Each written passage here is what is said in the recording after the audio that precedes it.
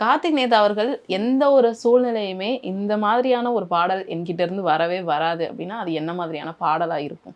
எனக்கு என்னன்னா, நான் குத்துப்பாட்டை பத்தி நெறைய இடங்கள்ல பேசியிருக்கேன். ஆனா குத்துப்பாட்டுன்னு நான் எப்படி புரிஞ்சு வச்சிருக்கேன், அல்லது நான் டிஃபைன் பண்றது எப்படின்னா, அந்த திரைக்கதைக்குள்ள, நம்ம சொல்ல வந்த கதைக்குள்ள சம்மந்தமே இல்லாம ஒரு பாட்டு வந்தா கூட, அது மெலோடியா இருந்தாலுமே கூட, அது அது ஒரு குத்துப்பாட்டு தான் என்ன குத்துப்பாட்டு. பொறுத்தவரைக்கும். இன்னொன்னு, அந்த திரைக்கதைக்கு வெளிய அது போனாலும் அது குத்துப்பாட்டு தான். அந்த கதாபாத்திரத்துக்கும், அந்த பாடல் வரிகளுக்கும், அந்த பாடலுக்கான சூழலுக்கும் சம்மந்தமே இல்லாம சில வரிகள்லாம் வந்துட்டு இருக்கும். இவன் ரோட்ல பீடி குடிச்சிட்டு வலிச்சிட்டு இருப்பான் ஹீரோ. ஆமா.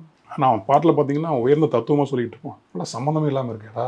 ஊர்ல இருக்கிறவன அடிச்சு புடுங்கிட்டு இருக்கான். ஆனா பாட்டுல மட்டும் தத்துவம் சொல்றானே எப்படிடான்னு ஒரு குழப்பம் இருக்குல்ல நமக்கு. நம்ம பைத்தியமா எழுதுன அவன் பைத்தியமான்னு இருக்குல்ல. அந்த மாரி இருந்தாலும் எனக்கு அது குத்துப்பாட்டு தான். ம். அது எனக்கு நான் குத்துப்பாட்டுன்னு சொல்றது அததான். அதுதான். ஓகே. வேற மற்றபடி இப்ப கானா பாடல்கள நான் குத்துப்பாட்டு வகையில சேர்க்கவே இல்ல. கானா பாட்டு உயர்ந்த இலக்கியம். ஆமா, பரதவ நெய்தல் நில மக்களுடைய ஆகச்சிறந்த ஒரு தத்துவ பாட்டு அது. அதெல்லாம் ரொம்ப அழகு. எப்படி நாட்டார் பாட்டு இங்க ஊர் பக்கம் இருக்கோ, அதே மாரி நெய்தல் பாட்டும், கானா பாட்டும்.